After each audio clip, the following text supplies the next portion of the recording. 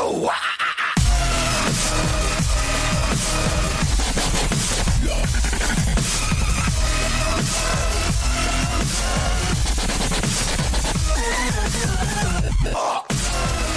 Welcome to the Call to Freedom. It is Monday, April the 15th, 2019, tax day, apparently, for those people who still do their taxes for some weird reason.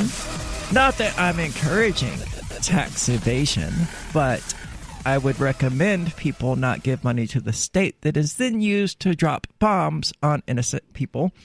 I'm, of course, your host, Aria of the anarchistshemale.com. And I'm joined in the studio today by Michael Hampton from cryptotip.org. And we just got the news from iTunes. Sorry for the people who have been waiting on that. iTunes evidently does not care much for the Call to Freedom because they rejected us. They gave a very strange reason. They did indeed. The reason given was that it appears to be a test of the podcasting process, which I find moderately insulting. What does that first of all mean? And then they finish with, once your podcast is ready and you have uploaded your first episode, please feel free to resubmit it for consideration. Now, I checked the RSS feed, and sure enough, they're all there. And I know that because they're also on Spotify and Google Play Music and all of these other places that didn't seem to have this weird glitch in their system. But iTunes evidently does. So I've responded to it, pointing out, yeah, this is absolutely a mistake. Either someone there really doesn't like our content, which seems unlikely, or your system is broken. But we know for a fact it's not our RSS feed because it's working everywhere else. Yep, everyone else likes it. So I'm going to give them probably until this time tomorrow, at which point I will just resubmit it again and probably get the exact same result because for some reason they seem to think we're just testing the podcasting process, even though we're live every single day. Well, Monday through Friday at the exact same time, and the podcasts go up at pretty much the exact same time every single day, broadcast day. Yeah. So they're retarded, and I don't have much patience for that. But this is not a test. If this were a test, we would send a message to your phone. Yeah, I mean, we do tests here on the show, but there are 30-second streams here and there. We don't generally upload our tests after the fact. You know, we test to make sure things are working, then go, okay, things are working, time to move on. So anyway, that's what's been going on with iTunes. It did finally get submitted, so I did do that. Yeah. Now it's Apple's fault. It is. You can still listen to our podcast via the iTunes app, but it's not showing up in the iTunes store, which is problematic because apparently a lot of people just use that to find podcasts and things like that. Yeah, you know, iTunes, if you use a Mac or you use an iPhone, that's where you basically live. Yeah. And iPhones at least are very popular. I don't know about Macs. Yeah, Macs not so much anymore. Well, that's good. I'm not a big fan of Macs. I'm not a big fan of Apple. And this does not endear me to Apple any more than I was already inclined to be. So, thanks for that, Apple. You wasted some of my time. I think that's probably the truest way to characterize it at this point. Yeah, that sounds like it. So police militarization is a thing. They have a Bearcat here in Keene, New Hampshire, but they're not alone, of course. Police state departments all throughout the United States are acquiring these military-grade vehicles. We have one out of Tennessee now that is mine-proof, as in landmines, raising the question of, why in the world the sheriff's department in Tennessee needs a vehicle that is resistant to landmines. They don't. No, they certainly don't. They just want one, right? Yeah. And you can watch it in Derek J's Victimless Crime Spree, which you can find at victimlesscrimespree.com, where when they voted on it here in the city of Keene, everybody was against it. Republicans and Democrats alike were against the police department acquiring a freaking Bearcat. But they did, because it was the city council's decision. And you can actually hear one of these city council members on video say, we're going to get a tank. Super excited. I'm not a particular fan of the police. I think most people know this. Yeah. But I'm definitely not a fan of the police when they have mine-resistant vehicles, Bearcats, and things like that. Yeah, that makes them a whole new level of dangerous. Yeah, because the police exist to enforce the law on you and me. It raises the question of why they are going to need these vehicles to enforce the law and what laws exactly they'll be enforcing in order to utilize these vehicles. Yeah, I can't imagine anything going on in rural Tennessee that would require one of these vehicles. They don't have ISIS down there. They don't have terrorists. They don't have gangbangers looking to blow police up with bombs. There's just no point. No, but there will be one day. Once the state brings it to the point where armed revolution absolutely must happen and begins to happen, that's when they will have these Bearcats and MRAPs and things like that to protect themselves against we the people who have finally had enough of their crap. Well, you know, the thing about these Bearcats is that they have to get out of them sometime. That's true. That's true. But when you have stories like the police accidentally shooting a guy because they meant to reach for their taser and they accidentally reached for their gun, it's alarming to think that what might they do in these Bearcats and in these actual tanks? Mine-resistant ambush vehicle, yeah. But a sheriff's department in Tennessee is the lucky recipient of a military-style, mine-resistant, ambush-protected vehicle. Ambush-resistant. Let's remember that when the time comes for revolution and we've let our police have these things. Not that it matters, you know, they would just, you know, send in the National Guard and the Marines and things like that. And they certainly have access to this technology. They've got lots of mine-resistant, ambush-protected. But this is a way of getting these sort of military vehicles to oppress us without being overtly obvious about it, without actually sending in the National Guard. Yeah, and to get people used to seeing them on the streets. Yeah. Well, they don't. How often do they take out the Bearcat here in Keene? I think it's like once a year, right? I mean, they used it for the one guy that live streamed his own arrest. That dude had balls. This is a vehicle that the U.S. Army uses to weather improvised explosives, rocket-propelled grenades, and mines. Here's a photo courtesy of the Tennessee Department of General Services. And this thing is massive. It's even bigger than the Bearcat. It is. The two guys standing here are the tires alone go up to their waists. No, above their waists. Yeah, above their waists, especially the one on the left. He's a little shorter. Yeah, the vehicles are at least twice their height. Yeah, it's a tank. It may not have the large caliber guns on it, but it is for the same exact purpose. Pretty much. It will be put to good use, the Greene County Sheriff's Department replied. I can't imagine what use this is going to be put for in Greene County, Tennessee. Yeah, I would really love to find out.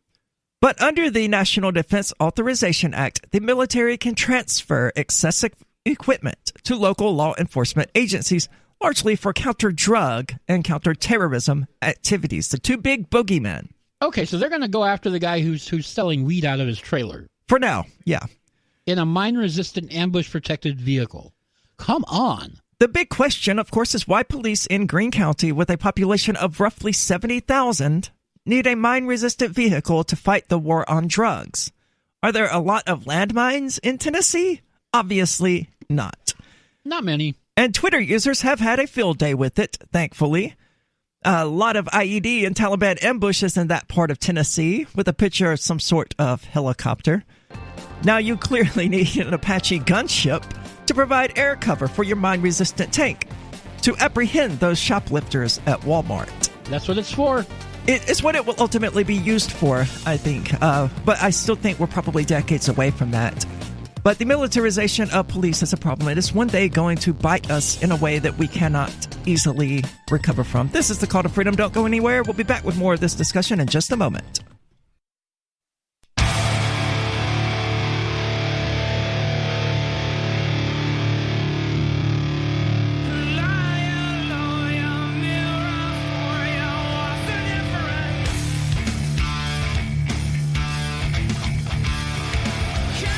Welcome back. This is the Call to Freedom, and as always, you're invited to give us a call. That number is 603-283-6160.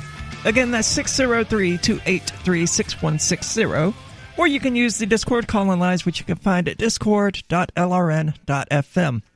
Now, we actually just heard back from iTunes, which was super quick on their part, so good on them for really that. Fast. Yeah, respect.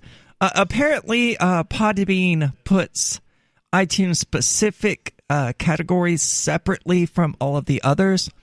So our description was something like new weblog podcast or something generic, super generic like that. Okay. Because it wasn't pulling the show description from where one would expect that to be. So Podbean does something totally separate that iTunes looks at and doesn't tell you about it. Yeah, Podbean has two separate fields, evidently, and the iTunes ones are buried under more options. So you have to actually expand that and find the iTunes-specific descriptions and iTunes-specific summary fields. What a pain. But we've done that now and resubmitted, hopefully.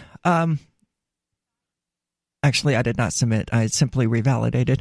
Now it's been resubmitted. I suspect this one will go much better and that it should be available on iTunes, hopefully by tomorrow. Hopefully by the end of the day, in fact, but I don't know. When did I submit that? Thursday? Was it last night? No, it was quite a bit longer ago than that. Oh, wow. I think it was Friday. They don't seem to do it on weekends, which I didn't expect them to. Are they manually looking at these then? They do manually review them, evidently. So, good on them for that. Okay, well, it might be another 3 days then. Who knows? They might take offense to the description I just gave it. What did you describe it as? Let me see. What did I describe it as? Something funny. Trans anarchist and Michael Hampton discuss philosophy and politics. And for the subtitle, it was very difficult. It was a struggle not to put the anarchist she-male, which I know they would have rejected. So I ended up putting the anarchist trans chick, blah, blah, blah, blah, blah. So we'll see how this goes. There shouldn't be an issue with pointing out in the description that I'm trans, and I don't really want to do it, but I think it's probably better to do it. It helps. You kind of slide under the radar with certain people. Yeah, that's true. Definitely. Speaking of trans things, though, there is actually an event tomorrow at Keene State College that I'm going to be attending. Ask a Trans Person Anything event. The ACLU is putting it together. They actually reached out to Ian and invited him or something. I don't know exactly to what extent he has contact with them, but he was like, hey, we have a trans chick living here in Keene if you need somebody else for the panel. They were like, oh, no, we're full. Thanks, though. Which I find kind of humorous, and Melanie seems to agree. The absurdity of coming to Keene, where there is a quote-unquote public figure who is trans. I mean, I'm a public figure. I ran for sheriff, so technically, yeah, sure. And they didn't even bother to let you know this was Are the trans people they're bringing actually from New Hampshire? I think they're from New Hampshire, but they're not from Keene. Okay. And, of course, it's going to be one of those formal type of events. It's not an Ask Me Anything. They're calling it that, but I imagine there are a lot of questions that one isn't going to be able to ask. Oh, yeah, you're going to have to moderate that sort of thing. Yeah, so I'm going to ask those questions. This is not going to be a Reddit AMA. No, we are actually going to be ending the show early tomorrow so that we can go and do this, because I'm going to pass out flyers for Aria Uncensored, which is effectively an Ask a Trans Person Anything. Ask a real trans person who really lives in Keene anything. Yeah, and who is really topless on Aria Uncensored. Anything. Good stuff. So I'm going to pass out those flyers. I was going to print 100 of them, but I think that's probably way overestimating the amount of attention it's likely to get. So I think I'm going to go with 50 instead. And if I run out, then I run out. But then I'm going to actually attend the event, and I'm not going to try to be offensive or anything like that. Some people in our Keene group seem to think that I was going to try to derail the event or something. Well, why would I do that? No. It's a good positive thing. I'm not going to...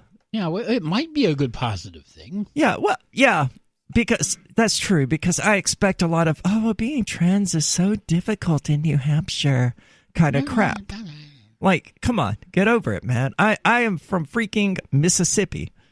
New Hampshire is a breath of fresh air. And I realize this is Keene. This is not rural. Well, it is, but it's Keene, semi-rural. Yeah, Keene is a liberal bastion in the middle of what is largely a conservative state. So it's not exactly exemplary. Hey, you know what, Coltrane? Screw you. You don't want to listen to me? Don't listen to me. Bye. Some Twitch user. Well, sorry about that. Different channel. Yeah, he goes, find something this else. chick again. Later, LRN. Fine, bye. Oh, by the way, tune back for Free Talk Live tonight if you don't want to listen to me. Oh, wait, you can't, because I'll be on Free Talk Live tonight. So get over yourself. I'm here and I'm not going anywhere. So anyway, all of that's going on. It's going to be really fun. Michael is going to be recording the thing because I suspect I'm going to be asked to leave. And the optics of a trans person being asked to leave a trans event is going to be great. But it could also be just really, really boring. Yeah, my guess is nothing's going to happen. Yeah, it's either going to be freaking hilarious or very, very boring. In which case, we just won't publish the video. Probably just delete it or something like that. Yeah, it'll go into the file. Yeah. Oh, yeah. I guess we do kind of archive everything. But the sheriff's departments of Tennessee, speaking of police, which we didn't actually do just now during this little rant about various things with iTunes. The police department in Tennessee has, good God, did they actually write an article or did they just compile a bunch of tweets? I think they compiled a bunch of tweets. They did. But they're funny tweets. The good one is that guy with the butterfly going, is this a whatever? Is this the meme? Yeah, so it's got the little armored vehicle posted over the butterfly. He's going, is this community policing? It is not. It is tyranny. It is the standing army that we were not supposed to have here in the United States. But of course we do have it. And the police department and the sheriff's departments throughout the United States, they've long since being anything that they were initially supposed to be.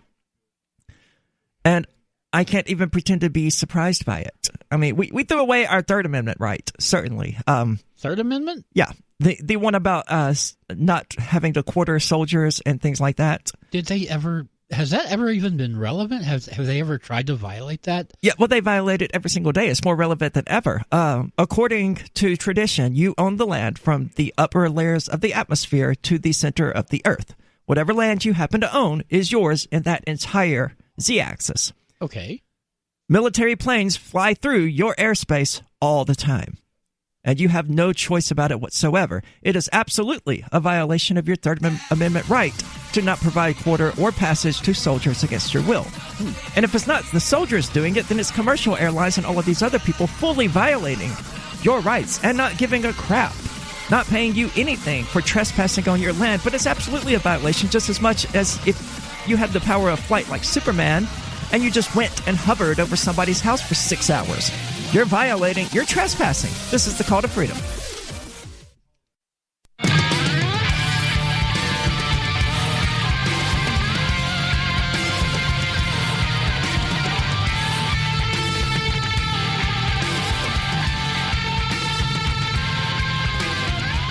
Welcome back. This is the Call to Freedom. And the Rational Review News Digest, located at rationalreview.com, is the Freedom Movement's daily news digest, aggregating stories from all over the internet that are of interest to libertarians and liberty-minded people. They include podcasts, videos, blogs, and news articles, and are now a source for people to receive the Call to Freedom's podcasts. So be sure to check them out at rationalreview.com to stay up to date on all the happenings in the wider world. And speaking of receiving Call to Freedom's podcasts, just a reminder that we have resubmitted now to iTunes, and I expect about this time tomorrow that it will either be available or it will be rejected for an entirely different reason. Fun.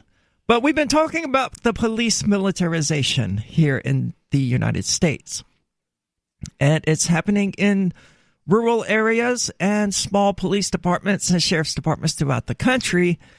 But there are other tools at the police department's disposal that is ultimately being used to attack the American people.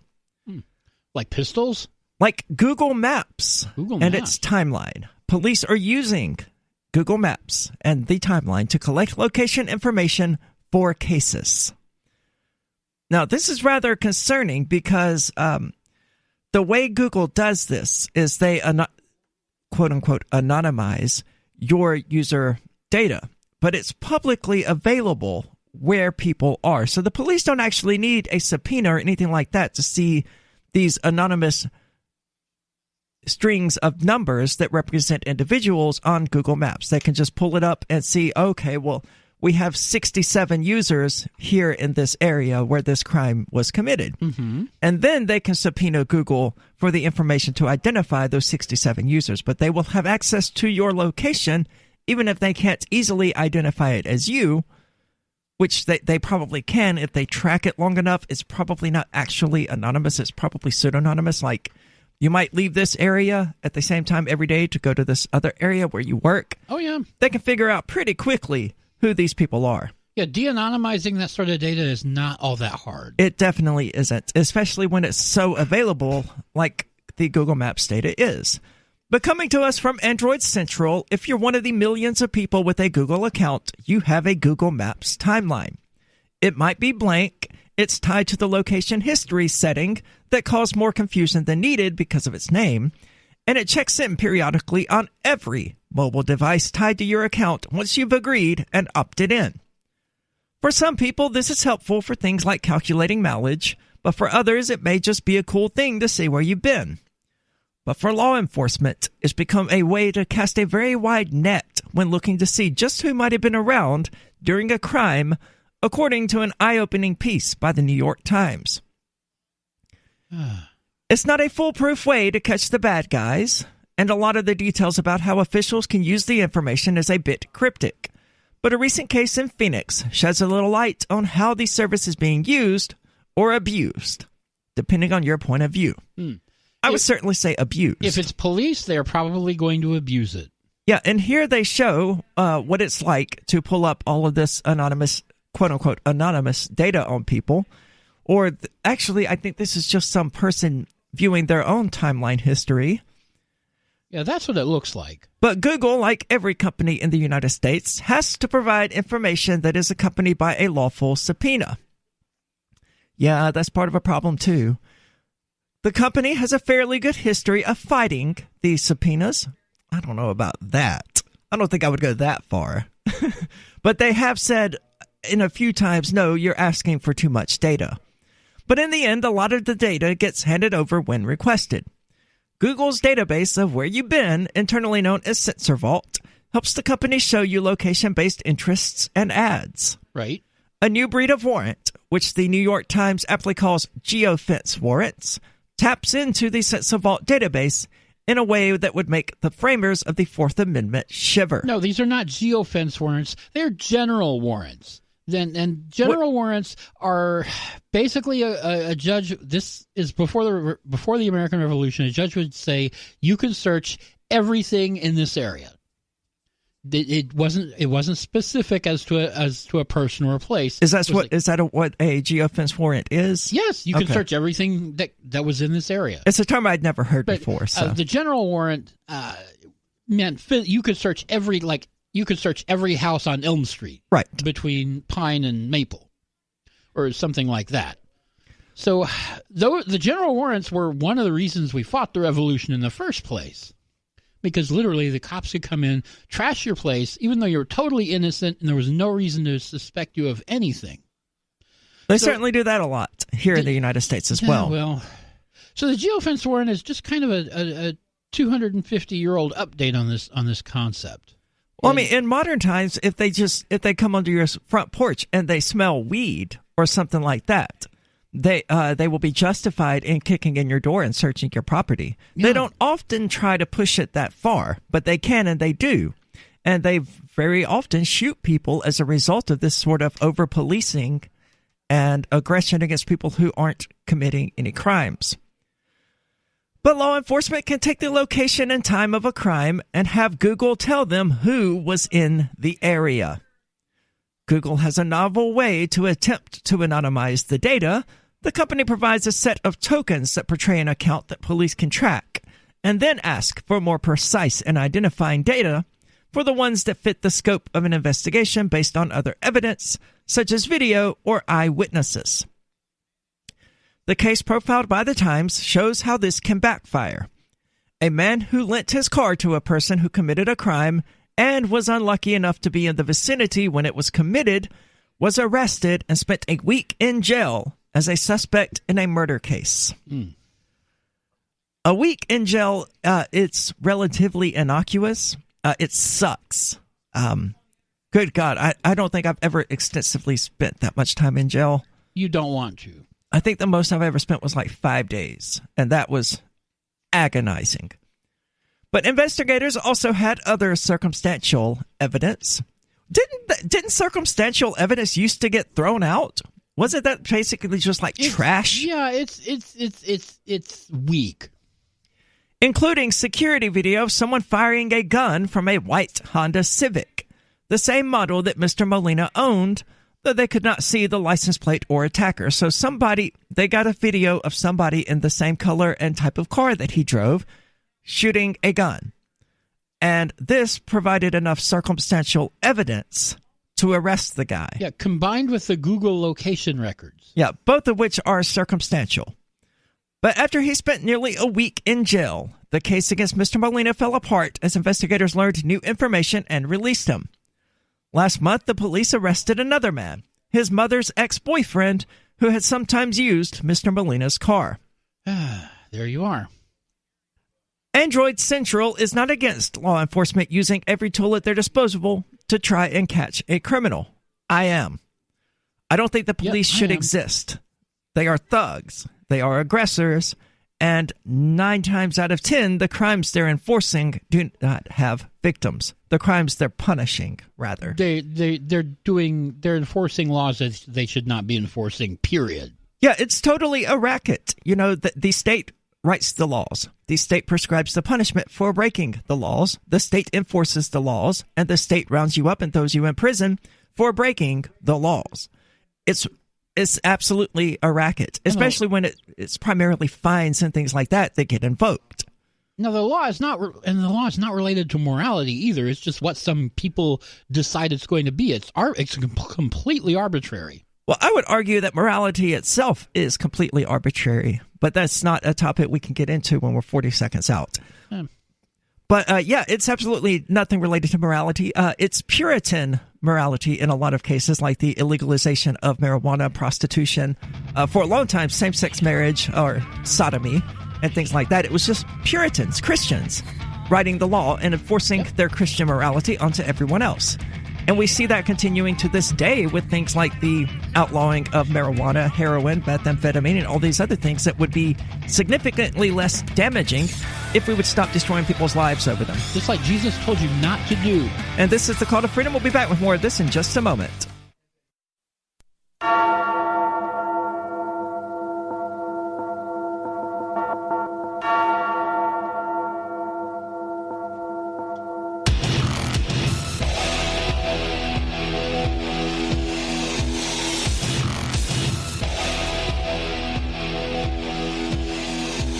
Welcome back. This is the Call to Freedom. And speaking of police, if you've ever wanted to have sex with prostitutes and then arrest them, or bust people for drugs and then sell the drugs on the side for a nice little bonus, or just enjoy the power rush of being a cop without all the paperwork, then you should try the Thin Blue Line game, which can be found at thinbluelinegame.com. It's the only card game in the world that allows you to shoot someone and then escape accountability with the excuse it was dark and I thought it was my apartment. You know, typical cop stuff. That's a new one. Get it now at thinbluelinegame.com. Assault and battery is not included, but for a limited time you can order your copies and use the coupon code CTF to have all shipping costs waived. So go get it. Again, that's thinbluelinegame.com. Yeah, well, it's a new one because I actually sat down to play the game the other day. Mm-hmm. And that's one of the cards in there. Oh. One of the justifications is it was dark and I thought it was my apartment. There's some really sick stuff in there. Good God. Yeah, well. And it's all true. It's all true. Stuff that cops have done. But just for that reason alone, it's worth getting, because it's basically a card game built around the worst things that cops do. I thought I was reaching for my taser. Yeah, that should be a new one, definitely. There was a 63-year-old woman who was arrested for driving 38 in a 35. Mm-hmm. Just all kinds of stupid stuff like that.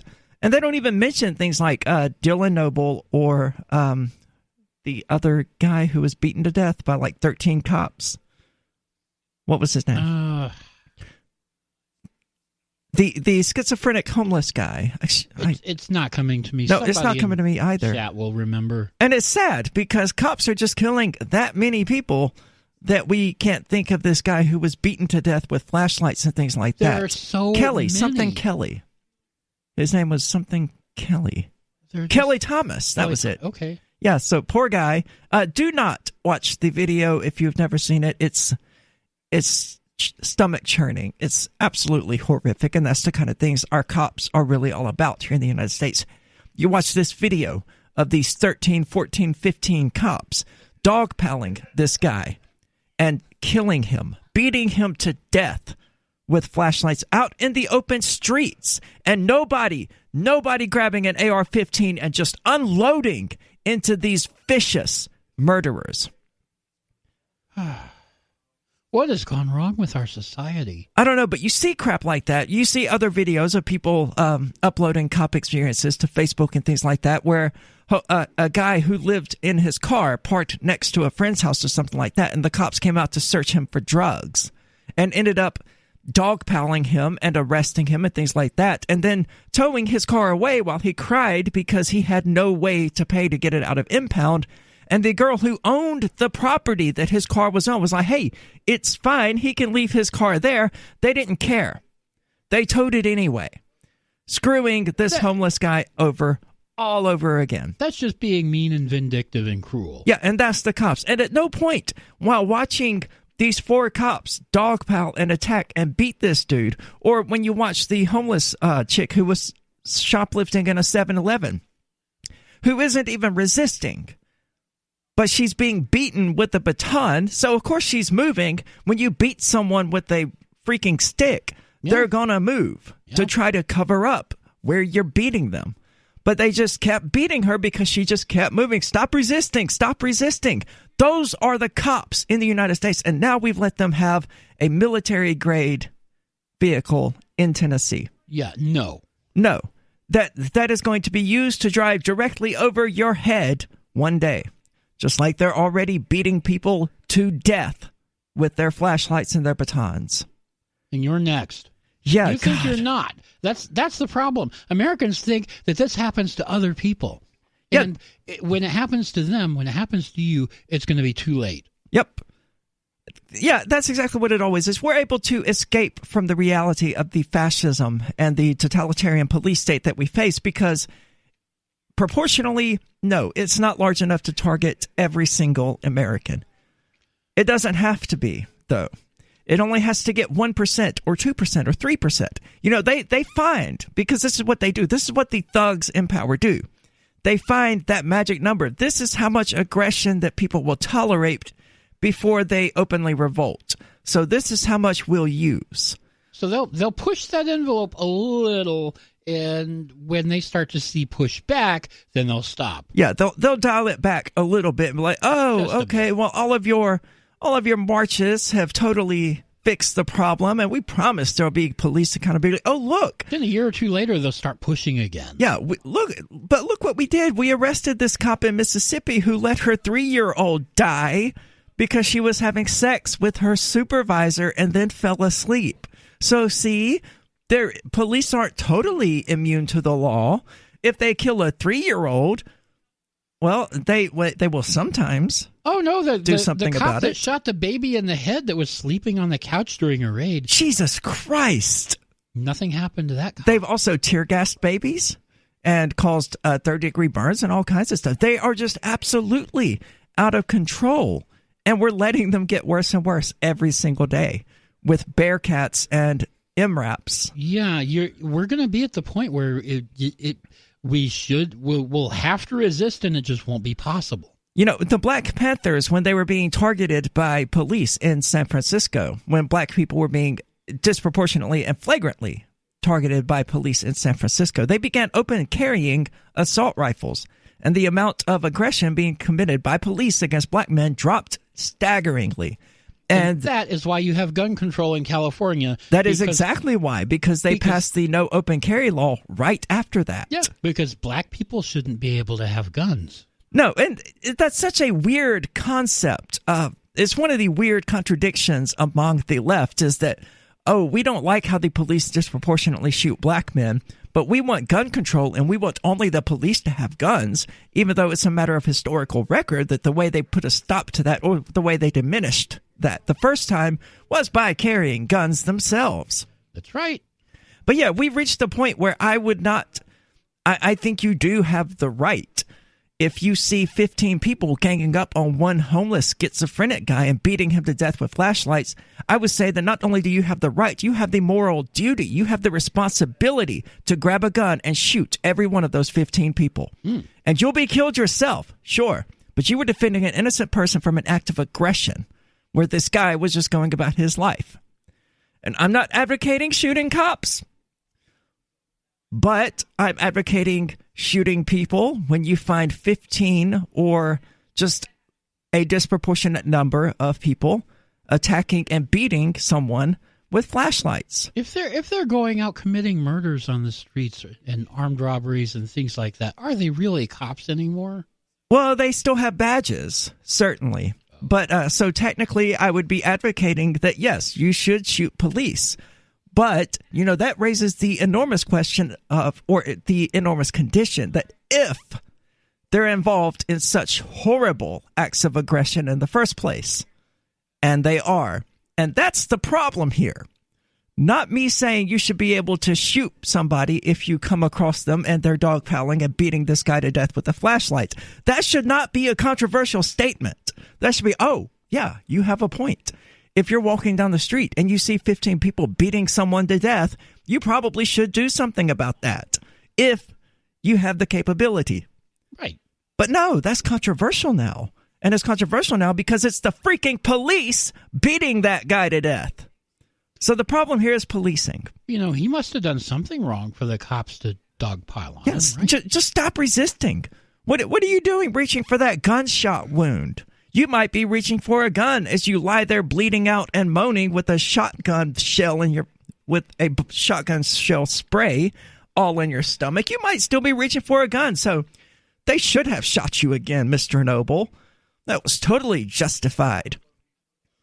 Cops are out of control. That's the moral of the story. And we're letting these out-of-control cops acquire military-grade equipment as part of the National Defense Authorization Act, which allows the military to go, oh, yeah, by the way, we bought more tanks than we actually needed. So here, you have them. Yeah. Little police department in Keene. Yeah, it's the Army surplus store for cops. Yeah, little sheriff's department in Tennessee. Maybe you might have to deal with some landmines one day after people get sick of you dogpiling people and beating them to death with flashlights and start shooting at you. Now you don't have to worry about it because you got this big, giant armored vehicle to protect you from their bullets while you shoot out, and they have nothing to protect them against your bullets.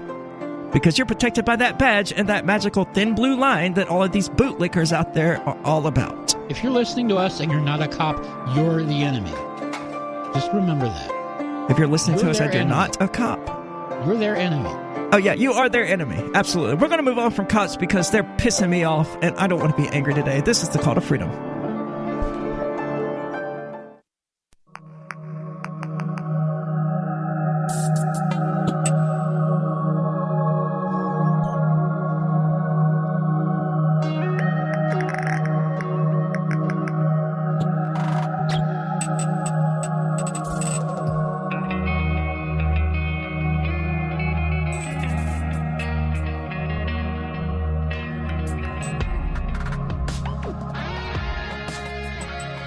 Welcome back. This is the Call to Freedom. I am, of course, your host, Aria DeMesso of Aria Uncensored, which airs live Tuesday nights at 10 o'clock p.m. Eastern Standard Time. That's tonight. It's tomorrow night. It's tomorrow. Today is Monday. Oh, today's Monday. Yeah. I am so lost. For me, it's Call to Freedom at Free Talk Live tonight. Tomorrow, it's Call to Freedom at Aria Uncensored. Yeah. which of course I do topless. I apparently had not scrolled down to the bottom of the DLive chat, and we missed quite a lot. Oh yeah, anything good? Yeah, someone is very butthurt, it would seem, about our conversation regarding cops. And oh no. Bro Soldier says, well, I believe that cops are good and you guys are trash talking them. They're not vicious. You don't know their records. Who knows what they've done? They would have a good reason for being beaten up. Oh, yeah. And then he talks about reporting us and all of that. Do you know how I can report you? I do not know or care how you can report me. You can report me to the FBI. I'm sure they've already got a file. Probably from saying things like, you probably shouldn't kill police, but if you walk a dozen people beating someone to death with a flashlight, you should probably shoot those people to help that person. Probably. And if it is police who are engaging in that, then that's a problem with your police force and not with, the idea of defending somebody who is being attacked. So I think the issue there is that the police are the ones doing the attacking. But you know what? Screw off, Bro Soldier. Your name is Bro Soldier, all right? You're one of the bootlickers in the first place. And of course, I'm joined today by Michael Hampton from BitcoinHistory.com. And who is probably wondering why in the world he ever agreed to get on the air with me in the first place. Yeah, why did I decide to do this? I don't know. Well, I don't know. I don't either. It's a good time. So. It is a good time. Speaking of police being stupid, French officials have called the Project Gutenberg archive, which contains 15 million ebooks, Grateful Dead recordings, and a Prelinger archive, terrorism. They think Project Gutenberg is terrorism. Now, that is the most ridiculous thing I have heard all week. It is. In the past week, the French government's L'Office Central de la Contrôle. Good God, I thought I was going to be able to do that, but it just keeps going. That's a horribly bureaucratic name, and it's a French horribly bureaucratic name. It is. Most of this I could pronounce. Don't even try. But it just keeps going. So they've sent 500 terrorism takedown demands to the Internet Archive, demanding the removal of tens of millions of works. The entire archive of Project Gutenberg, an archive of 15 million texts, the entire Grateful Dead archive, the Prelinger archive of public domain industrial films, apparently much beloved by the MTV generation, and the archive's collection of recordings from C-SPAN. C-SPAN is terrorist videos. So in its yeah, I can't disagree with that.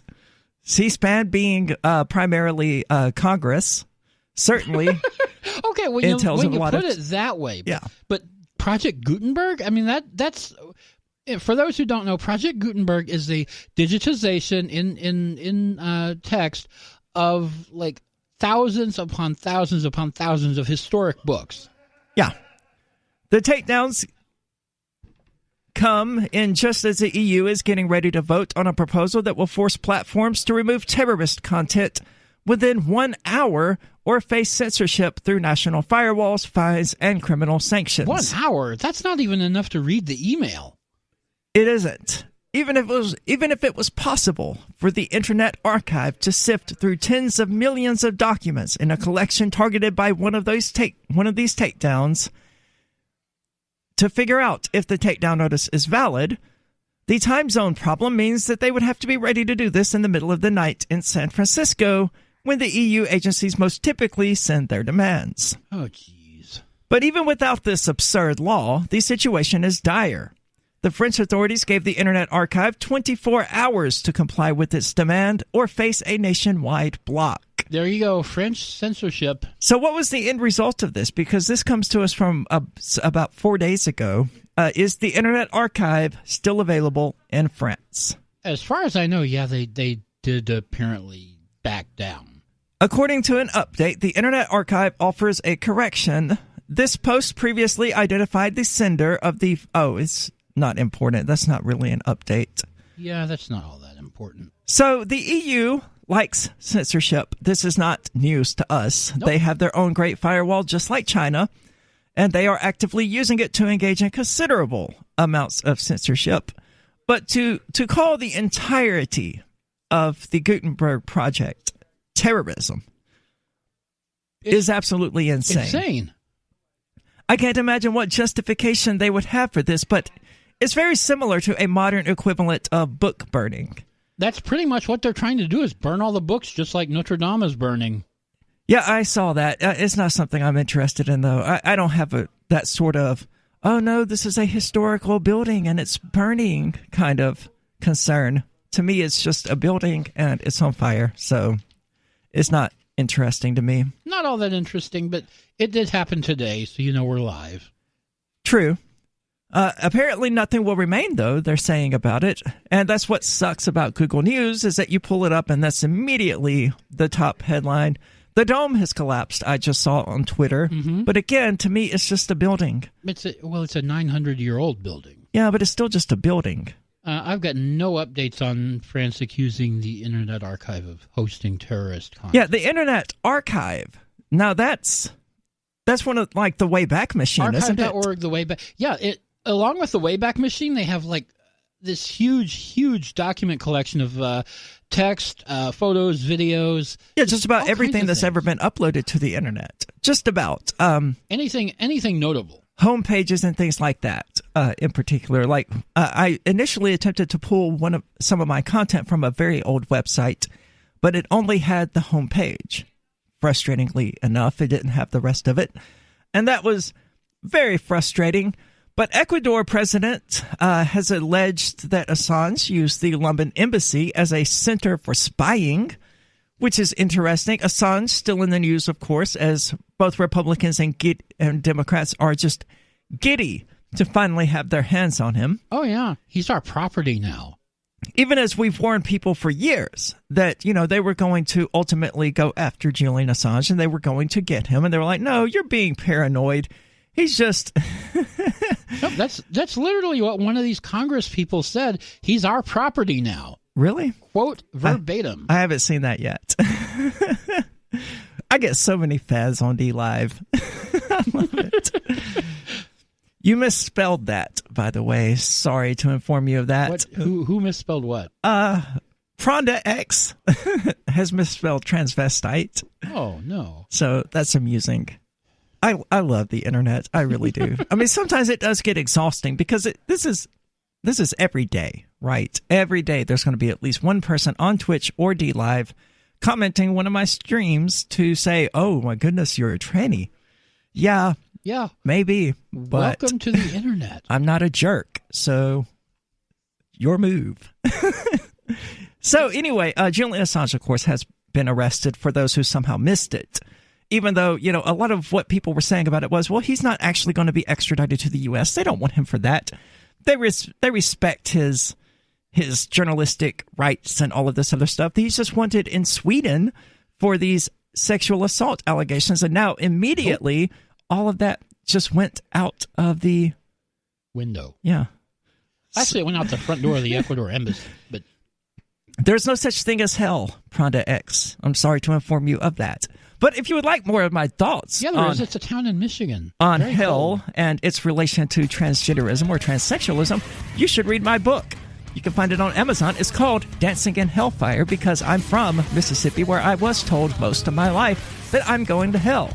And eventually I just reached a point where, okay, then I'm going to dance in that hellfire. I'm going to embrace it, I'm going to own it, and I'm going to do my own thing, and I don't really care what other people say about it. This is the Call to Freedom, and we're going to keep doing our own thing, even as the D-Live chat goes off the rails.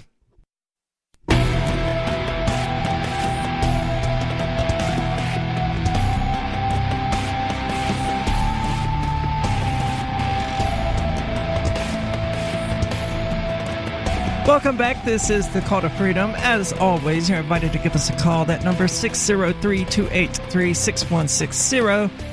Again, that's 603-283-6160, or you can use the Discord call-in lines, which you can find at discord.lrn.fm, and join in the conversation there, where I seem to have agitated people by not caring about the burning dome in Paris. In Paris. Yeah, let's go with that. Notre because Dame? Apparently I'm pronouncing it incorrectly, which is just going to add fuel to the fire.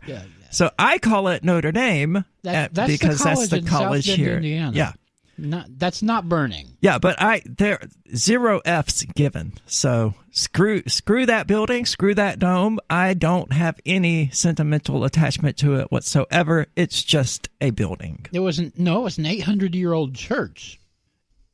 Well, then let it burn, man. Let it burn, because it's a symbol of everything that is wrong with humanity. Oh, yeah, you're really gonna drive people nuts there. Welcome to Call to Freedom. You are a raging atheist. Yeah, I'm in a mood today. I'm actually normally not, but normally you're just an atheist. Yeah, when I get hit repeatedly, well, not repeatedly, but when I get hit with the D-Live chat with basically things that I've heard my entire life about going to hell and things like that, it just reaches a point where, yeah, you're going to get pushed back. Pronda X, just so you know, I'm normally not a militant atheist, but when theists and Christians begin pushing at me, I will absolutely push back. The amazing thing to me is that they call me insane because I'm a man who believes he's a woman or whatever, even though I've never in my life have I said I'm a woman. No, I don't think you have. I never have. I know I haven't.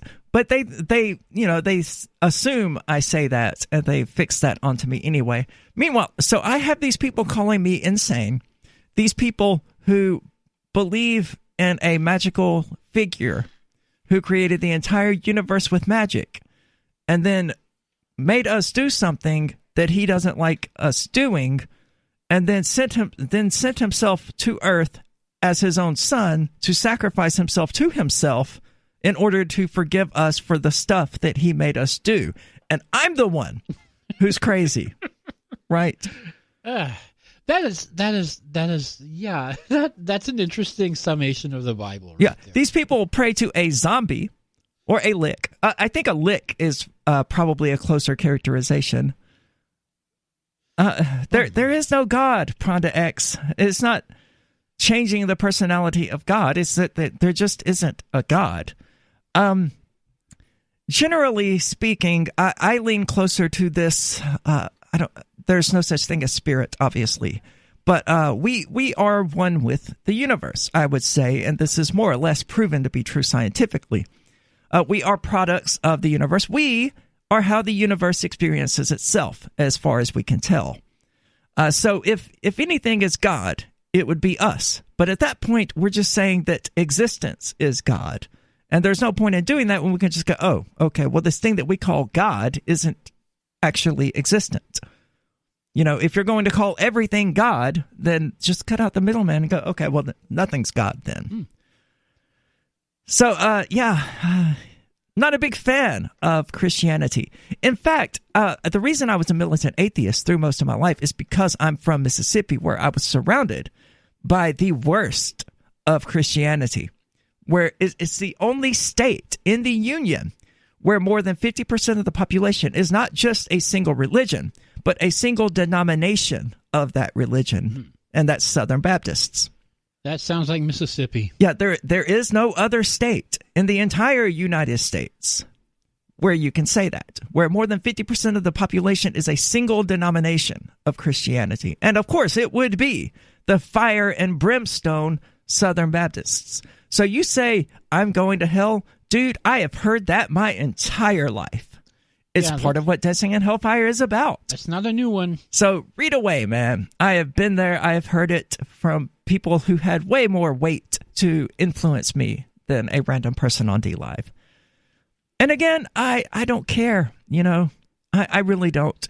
If there is a hell and there is a God who has sent me there, I realize it's arrogant to stand before the reported creator of the universe and give him the finger. But that's what I'm going to do, because there's nothing moral about that. And again, I'm judging that through my own limited perspective and my own limited understanding. But I cannot imagine any sort of way to justify an infinite punishment for what is a finite crime. And that's ultimately what hell is. It's an infinite punishment. Right. It really doesn't make a whole lot of sense. No, it doesn't. And the Muslim perspective of hell is actually that it is temporary.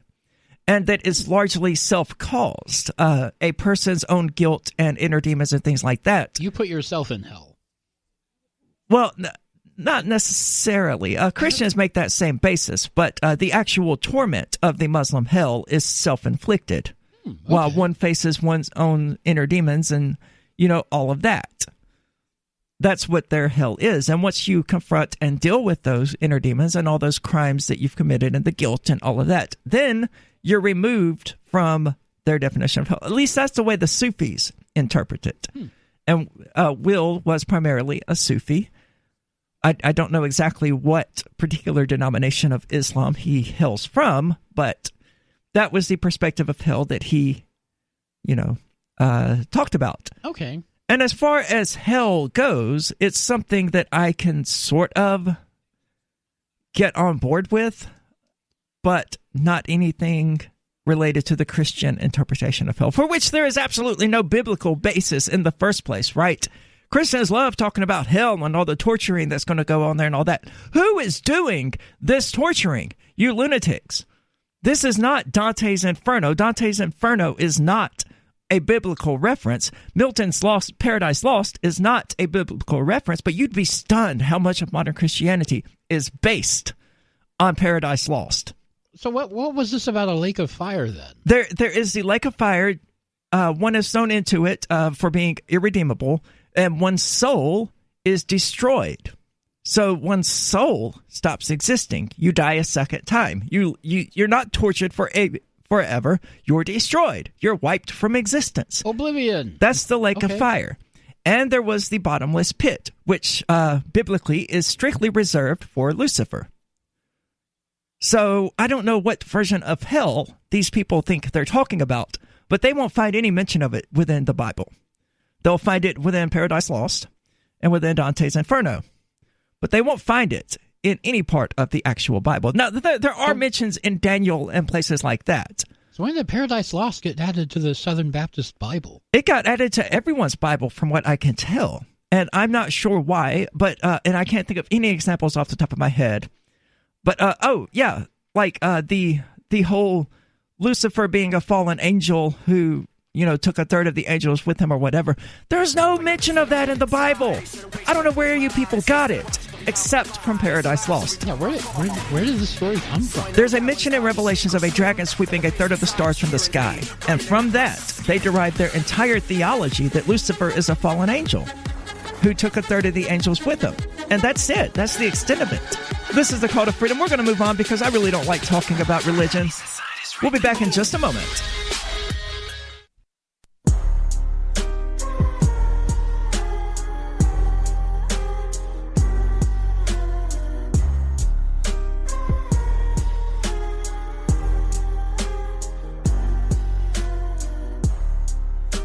Welcome back. This is the Call to Freedom here on LRN.FM, broadcast as always from the Liberty Radio studios here in Keene, New Hampshire.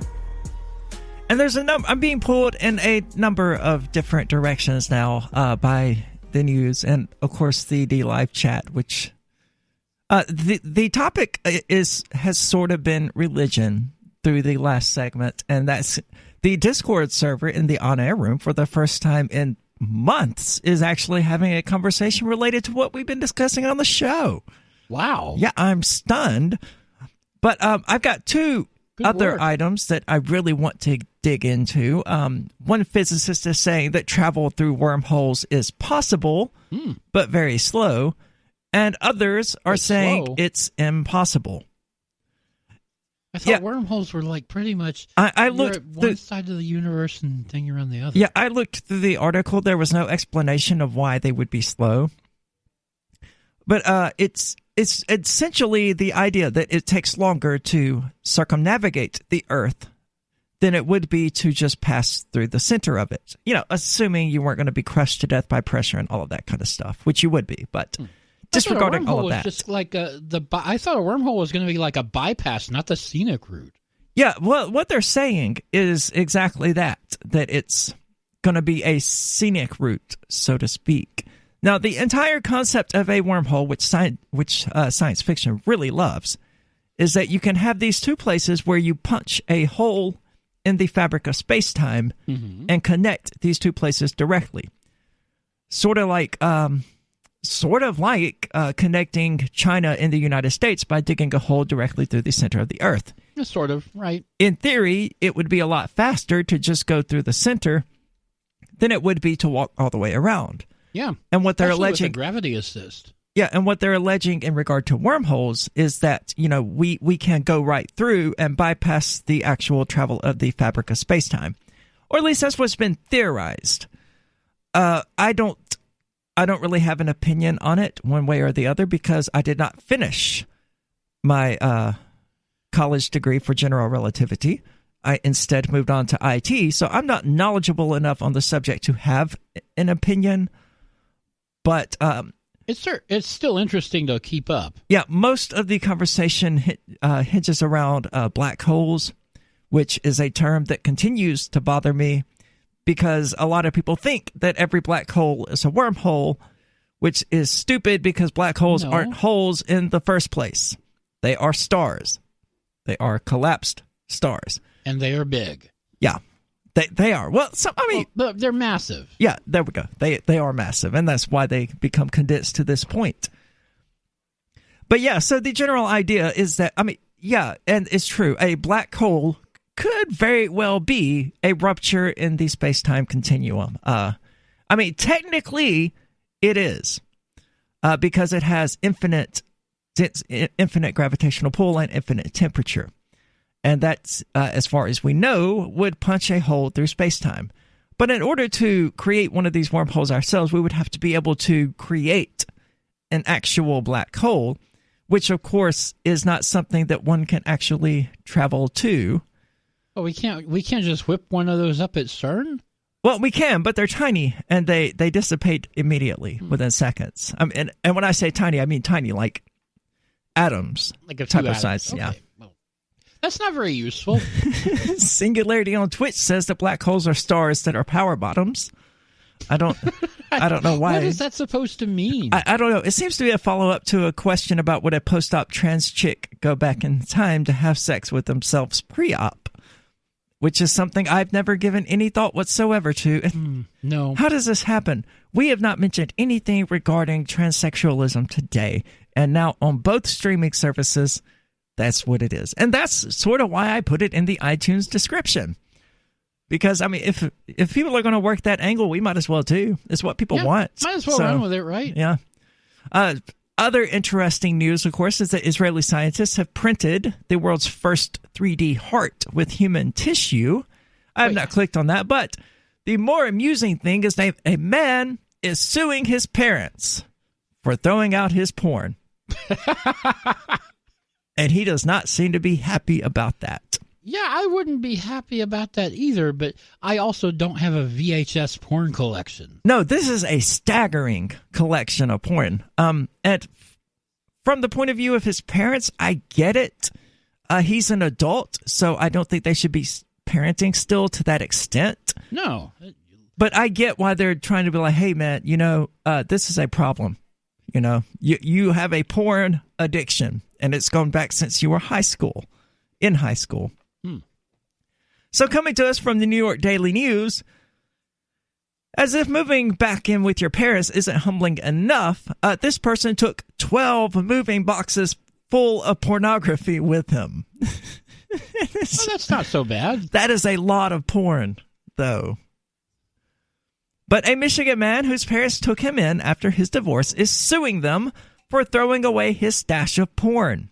He's asking for $86,000, which is more than 3 times what he valued it at, according to court papers obtained in Michigan, which doesn't name the plaintiff or defendants. I wonder why. He reportedly moved into his parents' Grand Haven, Michigan home in October of 2016 while he was going through a divorce. He brought with him a porn collection worth an estimated $29,000. That is so much porn. That is a lot of porn. I don't understand. Porn is available for free on the internet, right? Yeah, it's free. You go to Pornhub, YouPorn, RedTube, you name it. There's all kinds of free porn out there. I prefer XNXX. XNXX, X Hamster. We could go on and on. We could indeed. Anyway, the porn collector moved to Indiana within a year, where his parents delivered his belongings to him, minus the porn. Wanting to be reunited with his erotica, the man allegedly fired off an email to his parents, blaming them of behaving vindictively rather than trying to address the issue with them.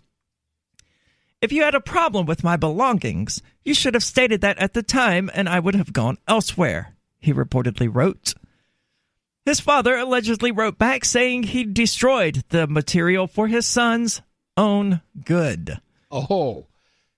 Believe it or not, one reason for why I destroyed your porn was for your own mental and emotional health. I would have done the same if I had found a kilo of crack cocaine. Oh, really? I could get... So wait. This guy thinks that having porn is the same as smoking crack. Well, if the guy has a $29,000 porn collection, I would say that he does have an addiction. Well, I got the impression that he was actually selling this stuff. Well, he was when he was earlier, but this was his collection. His personal okay. Yeah. It doesn't seem that he's running an actual business. Now, I don't condone the destruction of somebody else's property, obviously. No. I think the parents probably, if they intended to address this issue, they should have done it before he was an adult. But he is an adult now. And destroying his property is pretty messed up. Yeah, that's there's not really a good excuse for that. But the father expressed that it was his hope that his son would one day appreciate what he did. Someday, I hope you will understand. The man reportedly complained to police, but authorities declined to press criminal charges. Oh. So he did it again, and they again declined.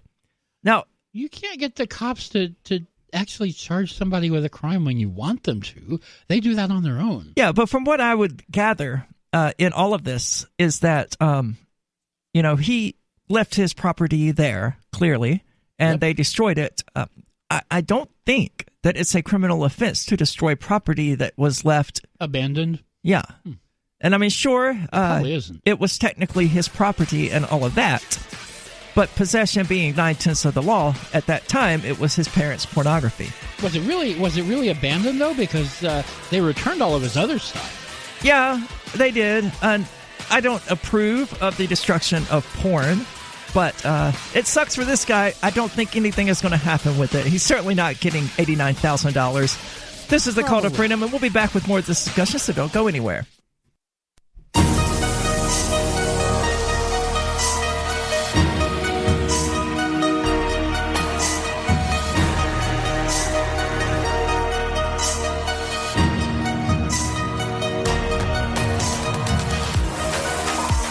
Welcome back. This is the Call to Freedom. As always, I'd like to remind you that our podcasts have moved. For those people complaining about the commercials, they're on D Live. I feel you. Really, I do. There's nothing we can do about it. It's just one of the things about being on radio is that there are commercials. But they're not included in our podcast, which you can find at calltofreedomlive.podbean.com. And you can listen to the entire show. The music beds are still there for when we come back and go out and things like that. So it's still interrupted to a degree, but there are certainly no commercials in it. I'm not a fan of ads and commercials and stuff like that either, but they pay the bills here at LRN. So yeah, somebody's got to pay for the studio, the equipment, the lights, the dump box, the microphones and cameras and all this other, the gigabit spectrum and all that other stuff. But I mean, plus, even if it wasn't for all of that, even if all of it was somehow paid for through other means, there's still the fact that being broadcast on radio means that there are going to be commercials there anyway. Right. That might be playing us on 102.7 FM or whatever. They are still going to cut out our show and put commercials there, and at the exact same time slots. Right. So, I mean, it's just what happens when you're on the radio, because this is a radio show that just happens to also be broadcast to Twitch and YouTube. And D-Live. And D-Live, yeah. That was what I meant. But we're joined now by Jakku, who has thoughts on time travel that he would like to discuss with us. Jakku, what are those thoughts? Hello. basically, I graduated university in quantum physics, which isn't too much to do with time travel, but gives. I mean, I'm quite. I know my physics, and basically, I discovered. This is like been a little side project of mine for a while, but I discovered that if time travel was possible, which I believe it is, you could only go forward in time and never ever could go back in time, no matter what the consequences are, at least in our universe. Well, I mean, it is very disappointing. Technically, sure, and we know that time travel into the future is possible. Well, we're all going forward. I mean, it's not just that. The astronauts orbiting Earth, because they're traveling faster, they are a billionth of a second. Yeah, but I mean, they are on a different time schedule than we are. Correct me if I'm wrong, but if you accelerate yourself to like 99% of the speed of light for a while, and then you come back, I mean, just relativity there, you've aged a week, and everyone on Earth has aged 10 years or whatever. I don't know if the numbers are that stark. I think you got to get to like 99.97% of the speed of light in order to start getting results like that. But I mean, certainly, the faster you go, the faster your travel through time, so to speak. Right. Yeah, I just wanted to be in the right ballpark. Yeah, so you can leave Earth, orbit around at some infinitesimal fraction of the speed of light, and then come back, and you will be younger than the people who were not going that fast. It's what general relativity is all about. But I assume that's not what you were referring to. Yeah, I think you got something else in mind, right? Yeah, not completely, because what that is, that everyone, I mean, it's kind of becoming common knowledge now that you do in fact age faster when you're traveling around space, but it's not as fast as people would think. Like, it's only a few seconds or minutes over a span of being like in space for a month. But I've discovered right. I've discovered that you can take advantage of basically there's lots of nothing in space, but when there is something like floating rocks, atoms, most of the atoms in space are positively the ions in the atoms are positively charged, which means you can take advantage of that. And if you find a way to use these atoms to create energy, time will actually speed up around you. I know that sounds crazy, but you're going to have to believe me here. That sounds really far-fetched, but yeah. Now, how would that be advantageous versus like orbiting a black hole just outside of the event horizon? Well, orbiting a black hole is very dangerous. I mean, well, that's true. There's a lot. Yeah. That is a good point. Yeah. But I mean, in theory, you could maintain enough momentum and never actually cross over the event horizon and end up trapped there. But I mean, in theory, you could do it. It would require a lot of momentum, certainly. You'd have to be quite far from the event horizon. But I mean, if we have the energy and the technology to do that, what benefit would there be versus using these positively charged atoms to achieve the same effect?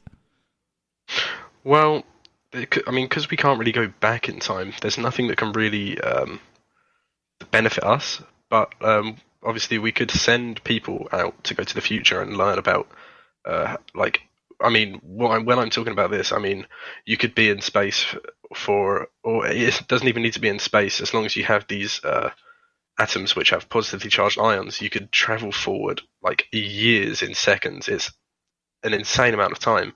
But sure, but I mean, we couldn't learn from that or anything like that because they wouldn't be able to reach back in time to convey that information to us. One way I like to explain this is keep in mind.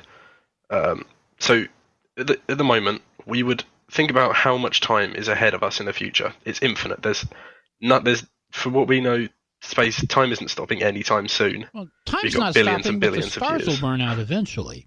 Yeah. But if time backwards time travel was possible, we would have time travelers all around us. Whether time is infinite or finite really depends on whether the universe itself is finite or infinite. And as I'm aware, Absolutely. We don't actually have an answer to that yet. Yeah.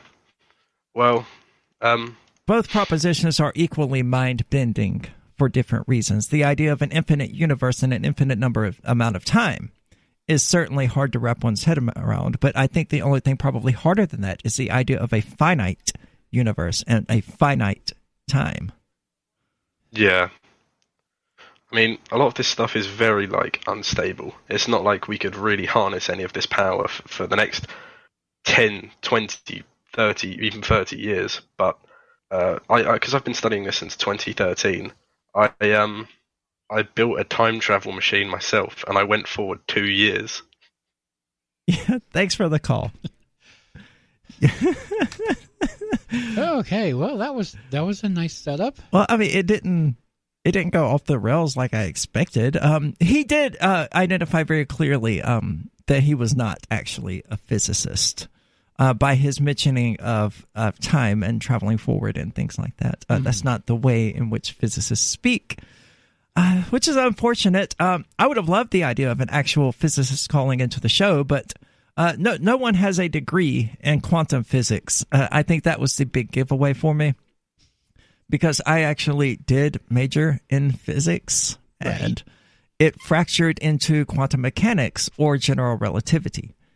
Actually, at that particular school, it fractured into audio physics or oral physics. I can't even remember now the exact terminology they used, or general relativity. And of course, I went with general relativity, but was not willing to dedicate the next 8 years of my life to doing it. So I went with something a little bit more practical. And then, graduating with a freaking doctorate as an expert in general relativity, my only real options as far as employment goes would have been to teach general relativity. I am not a teacher. Not too many jobs in industry for. No, there would have been some if I had chosen the acoustic physics. I don't know why I couldn't think about that. The acoustic physics approach. There certainly would have been Bose and all of these other companies. They hire extensively out of the University of Mississippi's acoustic physics program because it's the best in the United States. Probably the best in the world. But it's a very limited niche of physics, and it's not something that I was particularly interested in. So, time travel, it's certainly a thing that people like talking about. Again, I mean, he was spot on. It is dangerous indeed to orbit a black hole.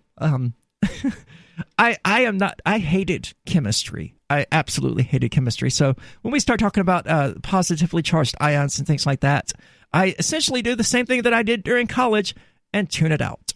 So I don't know what the status is about because he's not wrong. There are atoms and molecules floating around more or less randomly throughout the universe, right? It's not ever going to be purely empty space. They're out there, and your spaceship is going to run into them. Yeah, but I mean, it's irrelevant. I mean, for the most part, and he's already left. Yeah, that was so stupid. What a waste of time. But yeah, so there is stuff out there. I don't know whether these atoms are positively charged or negatively charged, nor do I really care because it has no bearing on our daily lives. We're going to get back to this discussion about the man suing his parents for getting rid of his porn collection. So don't go anywhere. This is The Call to Freedom.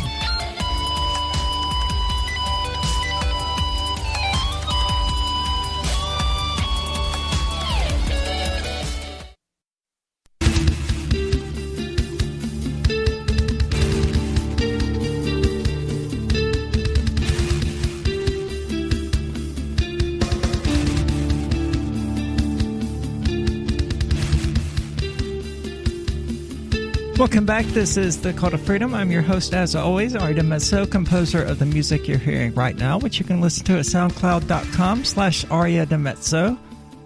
So you can hear the full songs there at least. I think they're the only two songs I've actually uploaded at this point because it's a new SoundCloud account due to needing to change my URL.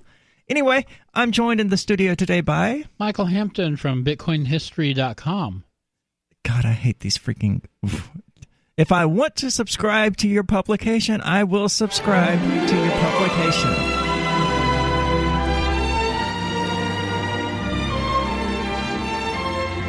And you know what that music means. It's been a while since we went through the effort of playing it. But that means there's libertarian drama to be had. This particular drama brought to you by... Jonathan Dunker, and God, his name's not in front of me, and for some stupid reason, I closed out of that particular tab for some reason. So our patrons over at patreon.com/Call to Freedom are actually bringing this to you.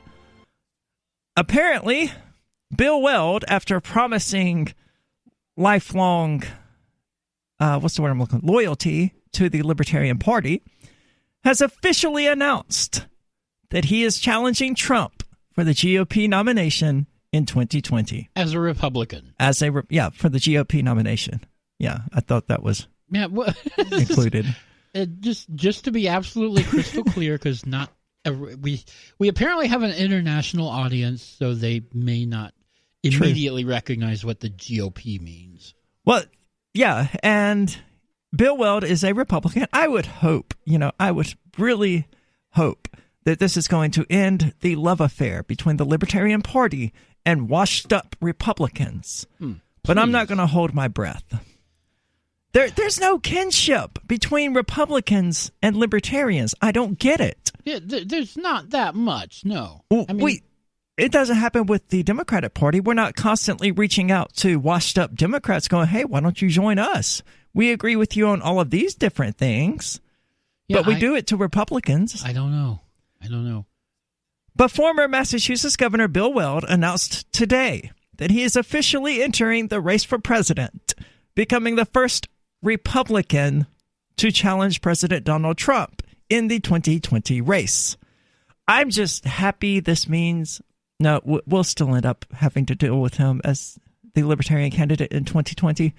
I'm sure because he probably won't beat Trump in the primary. No, but Gary Johnson attempted to run as a Republican in the primaries, I think in 2016 and 2012. Mm-hmm. And both times after failing, he was like, well, I'll just run as a Libertarian then.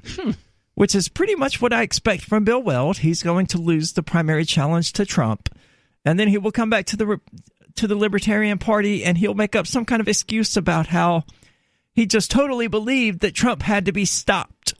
So he just had to sacrifice his quote-unquote principles. Yeah, had to do it because, we have to get rid of Trump, right? Ours is a nation built on courage, resilience, and independence. In these times of great political strife, when both major parties are entrenched in their win-at-all-cost battles, the voices of the American people are being ignored and our nation is suffering. Well, who had previously formed an exploratory committee, said in a statement.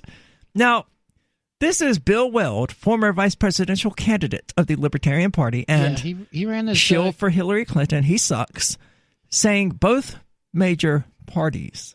Not even a nod to the Libertarian Party. It is time for patriotic men and women across our great nation to stand and plant a flag. It is time to return to the principles of Lincoln. Well, Trump has certainly done that. Yeah, Trump's doing pretty well at that.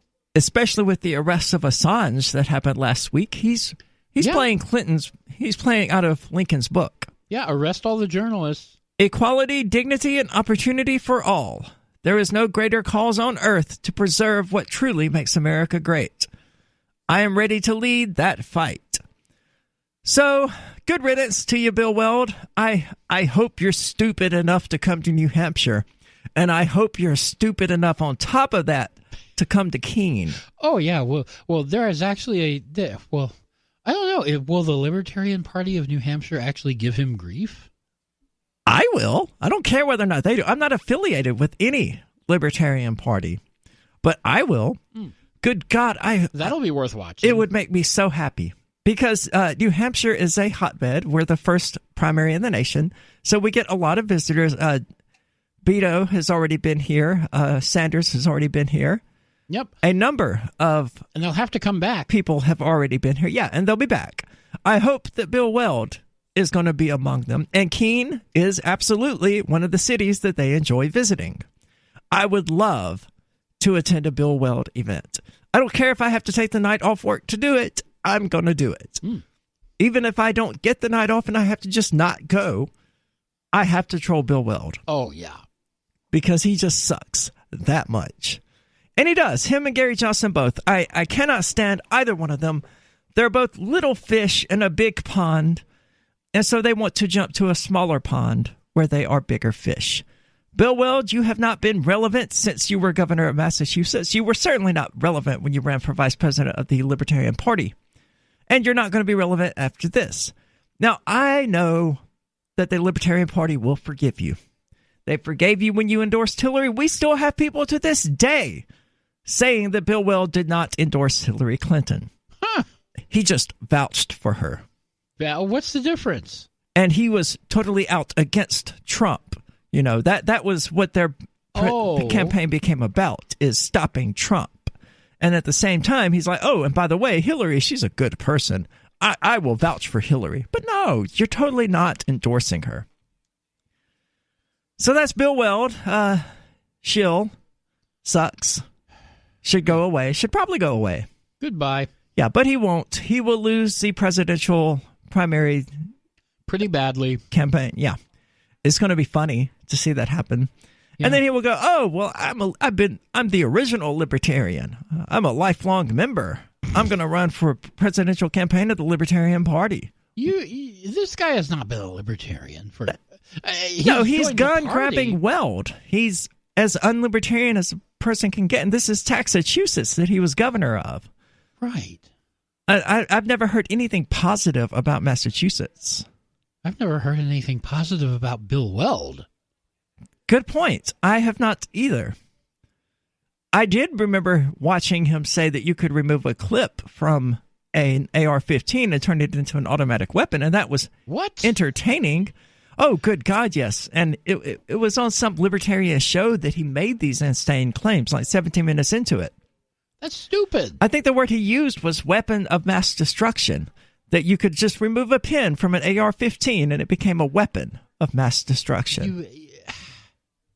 Gun-grabbing Weld, man. And he was the Libertarian Party's vice presidential candidate. Because they thought, oh, well, he'll bring in big donors. And that's why, do you want James Weeks stripping down to his thong and dancing on stage? Because that's how you get James Weeks stripping down to his thong and dancing on stage. And we already had that. We don't need it again. No, I don't need to see that again. I mean, I kind of do. So please stop sending humorous us the purposes. Video. Well, no, keep sending me the video. I enjoy laughing about it. But we need something new. Now, that is how you get the tranny, and James Weeks doing a striptease together on the stage. Let Bill Weld become the presidential candidate in 2020, and you will have me dancing naked, or mostly naked, on the stage to just chase away all of the Republican money that they're trying to get. On C-SPAN. On C-SPAN, yes, absolutely. Because if it's not broadcast on C-SPAN, well, they're a terrorist network now, according to the French government, so it may not be on C-SPAN. I imagine once they have me dancing in a thong on national television, that it will be considered a terrorist network here as well. Hey, you dancing is a terrorist act. No, this is terrorism. We cannot condone this. We can't have this. So that's Bill Weld. That's the libertarian drama. He has finally announced that he is going to seek the Republican nomination against President Trump, and nobody expects that to end well, except apparently him. This is the Call to Freedom. We're going to move on to different topics, so don't go anywhere.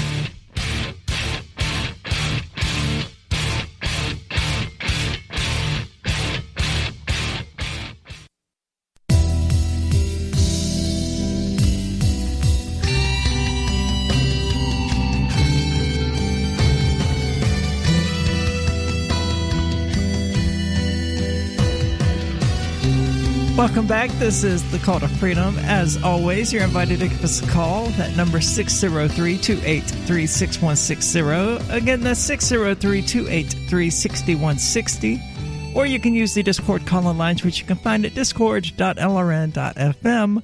You can also join in on the chat there. Hopefully, you're watching us on our new D-Live, on the new D-Live platform, which you can find at dlive.lrn.fm. And where they're currently having a discussion about whether or not women are a gender or property. It's a troll question. It's a troll joke. Basically, there's only one gender: women are property. You know, it's a troll joke. So I asked, "Am I property or a man?" Right. Right. Because the same kind of person who makes jokes like that generally is going to be transphobic. So no answer other than I don't know. That's disappointing. I was looking forward to the hilarity. You let me down, Memphis. Yeah, well, you know. I'm actually from Memphis. Are you? Well, more or less. South of Memphis. Yeah. But I mean, I spent a lot of time in Memphis. Of course, everything south of Memphis is also in Mississippi. So. That's true. So, we covered last week a Chinese person. I don't even know why I said national there, just because that's how the media describes her. I've never referred to anybody as a national. But so this Chinese chick was arrested at the Mar-a-Lago Institute, or whatever it is. It's a hotel. It's a club. It's Trump's little country club. Yeah, after apparently paying $20,000 for a tour that was. Yeah, I didn't think you were in Memphis. Sorry to have tied you to being transphobic. But she apparently paid $20,000 for a tour that included a visit to Mar-a-Lago or something like that. I don't know exactly the specifics on that. But Mark Edge was with us last week talking about it and about how these people, they buy these trips and things like that, and they don't even know, what they're doing. But apparently when she was arrested, they found 5 SIM cards in her hotel room, 9 USB drives, and a signal detector that would be used to detect hidden cameras. Ooh. All of this kind of does, and a lot of cash. Quite a lot of cash. So she may, in fact, have been a spy. Yeah, that tourists don't usually carry that sort of stuff around. And at least one of those USB drives had malware on it. Yep. We still don't know what the malware did, but the Secret Service agent, brilliant and highly trained Secret Service agent, idiot, plugged it directly into his laptop. I wonder what could possibly go wrong. Nothing could ever go wrong. But she was in court today, and a federal judge ordered her detention after she was arrested trying to enter the private Mar-a-Lago club. It does appear to the court that Miss Tsang was up to something nefarious, Magistrate Judge William Matthewman said at the federal courthouse, adding that he considers Zhang, 33, a flight risk and believes she would return to China if released before trial. Maybe. Yeah. So if this lady wants to go back to her home country, I don't know why we wouldn't let her. Yeah, I can't imagine. That to me seems stupid. Okay, well, we're worried she's going to leave the country. Okay, well, she didn't do anything wrong. She may or may not have attempted to, but she was clearly caught before she was able to. Right. So why not just let the bitch go back home? So what did they arrest her for then? Doing something nefarious, apparently. Which section of the U.S. Code is that? It's the part where they point to and they say, see, we want to arrest you, so we're going to, and because we're the state, we can do that. It's that part of the code. I think they call it the Constitution because it's about as effective and about as useful. Well, that's just a piece of paper. Yeah.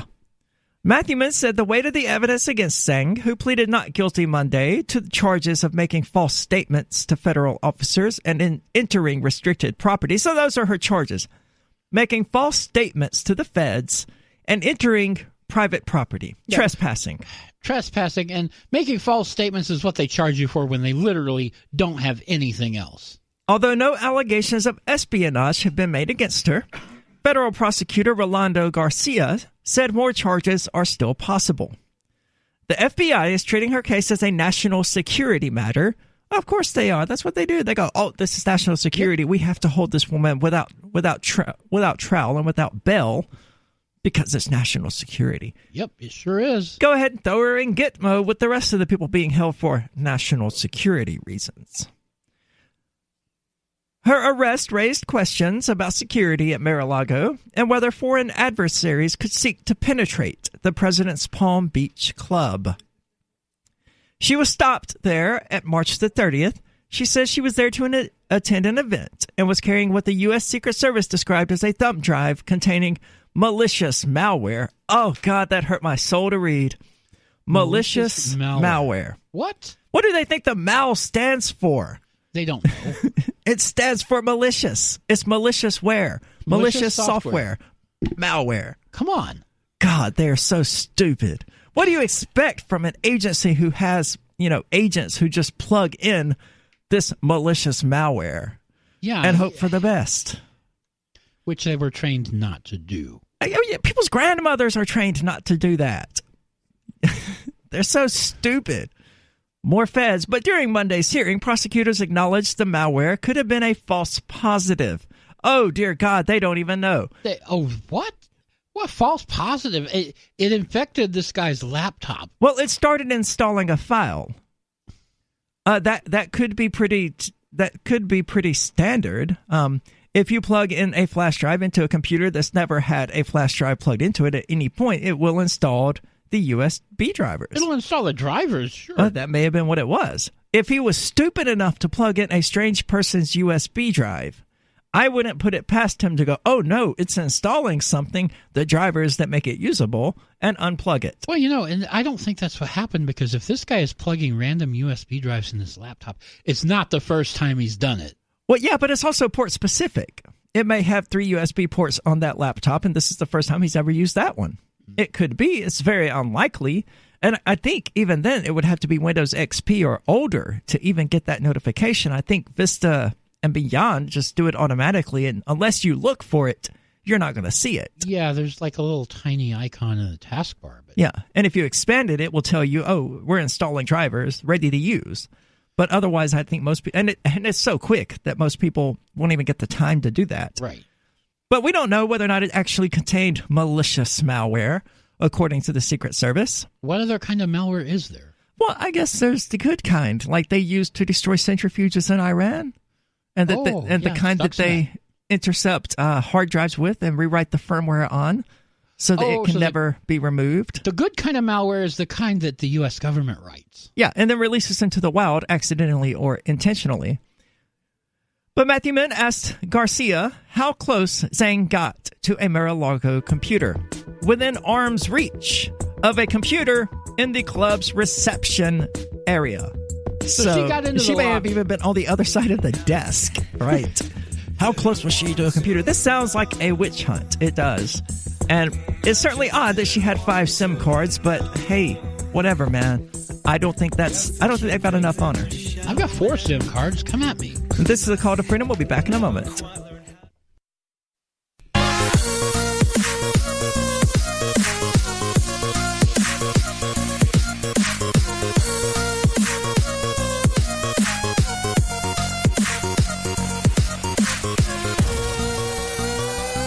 Welcome back. This is the Call to Freedom here on LRN.FM.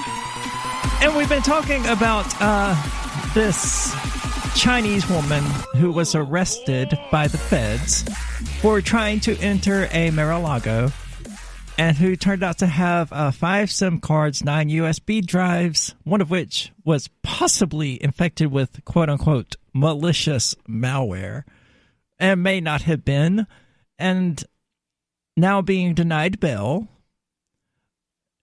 The whole thing is very confusing. But the most jarring thing for me is that she did have a signal detector, which they allege is used, I think could be used is probably a more accurate depiction, but they allege that it is used to detect hidden cameras. Could be. I don't keep one of those in my vacation luggage. So, well, to be fair, neither do I. But if I was going to China, I might. Yeah, if I was going to China, I would bring all completely new electronics, period, and dump them when I got back. Maybe that's what she did. Maybe that's why she had 5 SIM cards. Could be. I think I probably got 5 as well. Come to think about it. Yeah, because you get like 4 for 99 cents. Yeah, I've got like 2 Freedom Pop cards that I never use and 2 Project Fi cards.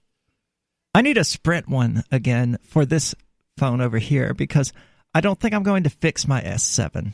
Not at this point. Maybe if like crypto jumps back up to $20,000 per Bitcoin, but right now it would basically just be cost neutral for me to do to get the crypto back off of it. That's about how much it would cost to have it fixed. And I just can't be bothered to do something that's just cost neutral. You don't have your seed phrase. No. Oops. Well, it's just a hot wallet, so I don't keep a ton of crypto on it. It's got like maybe $150 in crypto on it. It's not going to be the end of the world if I lose it. It's not my computer, it's not my hidden tablet, and it's not what was my previous backup, but it's now my primary communication device, which has now had its crypto moved to somewhere else. Obviously, because I don't want to carry around all of my crypto. Not that I have a lot of crypto in the first place. I'm not going to talk about that. But so this chick was arrested for trying to enter the Mar-a-Lago facility, and when asked if she had contact with a computer or something like that, the Secret Service guys or the prosecutor answered, well, she came within arm's reach of a computer. At the reception desk. At the reception desk, yes. So she could have gone in and been like, hey, I'm here for blah, blah, blah. And they're like, oh, you're under arrest. You're Chinese. What are you doing here? You're not allowed to be here. So Garcia also disclosed that messages from Zhang's iPhone showed she learned from an event promoter on March the 26th that the Mar-a-Lago Gala had been canceled 2 days before she flew from China to the United States. So it does seem that... So there was an actual event. It just happened to be canceled. Yeah, and it does seem that Mark Edge was correct when he alleged that, a lot of these people, they buy these tour kits and things like that. And she seems to have purchased that. There is also ties to the spa at which the owner of the Patriots was recently arrested for sex trafficking or whatever. In that the person to whom she paid $20,000 for her tour ticket was a previous owner of that spa, which is an interesting connection, whether it means anything or not. It might not. Yeah, there may be no significance to it at all. It's a small world, though. It's not that small, though. But it's Florida. Well, yeah, but she wasn't arrested in Florida, was she? Is Mar-a-Lago in Florida? That's where Mar-a-Lago is. Oh, well, see, I don't know. I don't pay attention to this. For all I know, I assumed it was somewhere in Las Vegas for some weird reason. I don't know why I assumed that, but I did. Because it's Trump, I guess, and that's where Trump Towers is. Trump Towers in Manhattan. Well, then what am I thinking about? I have no clue. He's got something in Vegas that is supposed to be the tallest building there, and that as someone who has lived on the Strip, well, not on the Strip, but within viewable range of the Strip can attest, it is not the tallest building in Vegas. But anyway, so he disclosed that she learned about an event in March the 26th, and it seems like that was the event she was trying to attend. Though it had been canceled, she had also already given this dude $20,000 to pay for the tour. Right. So I don't blame her very much for going on with it. Yeah, if you'd already paid $20,000, yeah, you might as well go. But Matthew there was still something fishy about all this in the first place. Well, anytime Trump and the Secret Service are involved, it's going to be fishy, in my opinion. Well, yeah, and the whole Hotel Las Vegas. And the whole debacle about the malicious malware on the flash drive is that ultimately they don't even know whether or not there was malicious software on it because they're that inept. Not only did they plug in this unknown flash drive and possibly infect their own laptop, but they apparently can't even figure out whether or not the laptop is infected. And I don't do work for the feds. Ever heard of a virus scan? Well, yeah. The Geek Squad can figure this out. I don't know if I'm not a big fan of virus scans. I prefer to look at the behavior of computers to determine whether or not they're actually infected. But I did this for a living for 9 years. There are telltale signs when something is infected. I would hope that the Secret Service would be capable of doing this. And I don't do work for the feds, but if they want to send me a few $1 million worth of Bitcoin or Bitcoin Cash, I think I could be inclined to tell them whether or not the laptop is infected. That would be the most that I would do. I could do that too. Yeah. But so she is saying that the whole thing is a misunderstanding due to language differences. And there could very well be some truth to that. Okay. Saying that if an interpreter had been present at Mar-a-Lago, we would not be here today, said her attorney. So has her attorney given an excuse?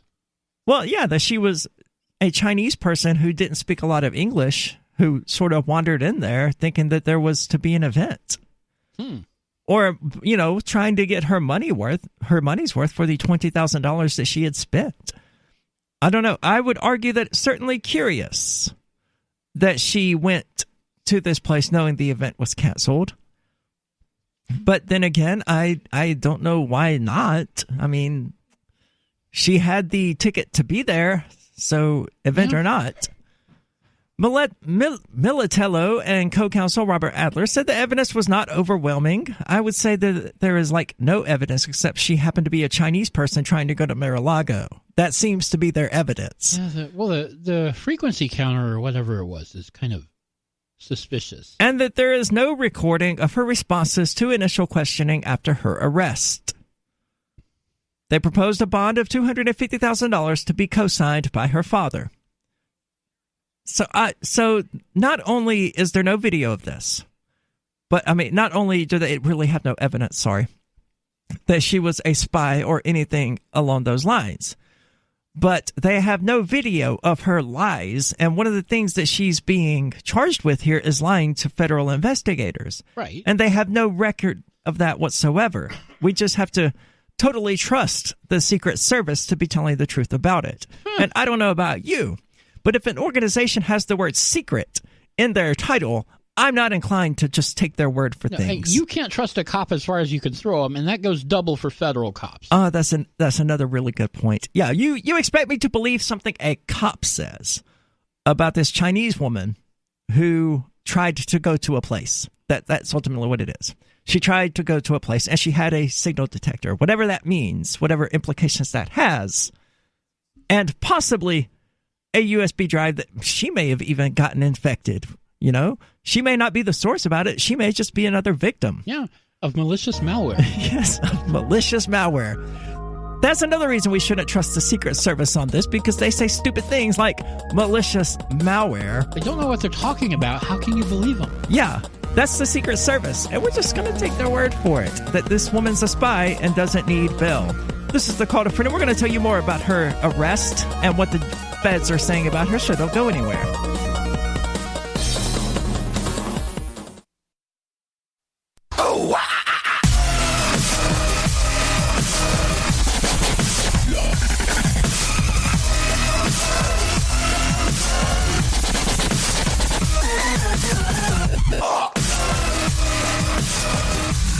Welcome back. This is the Call to Freedom, and maybe you listen regularly to the show and have been wondering how you can help and show your support. Well, social media shares certainly go a long way, but so does cash, and you can do that with Patreon at patreon.com/call-to-freedom. Our wonderful patrons there are currently helping to keep the show up and running, including the podcast at calltofreedomlive.podbean.com, which, as we mentioned earlier, a lot of people might want to check out since it actually doesn't contain the commercials that people are bitching about incessantly. But we can't thank our sponsors enough for showing their support. Once more, that's patreon.com/call-to-freedom if you would like to check it out.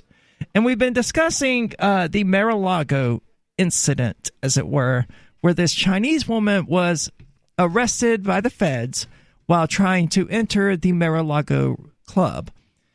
And the feds, in my opinion, are making a mountain out of a molehill, much in the same way they did that Russian woman who happened to be involved in some gun rights organizations. Yeah. She was talking to the NRA because she wanted to being political, gun rights organization. Being political while being Russian was ultimately the charge against her. It appears to be that being in America while being Chinese is the charge against this woman. But we're called 150 years old. We're called now by Loyal Logic, who is joining in our Discord lines at discord.lrn.fm, who's of the mind that I'm being too soft on the Chinese lady. So yeah, how you guys doing today?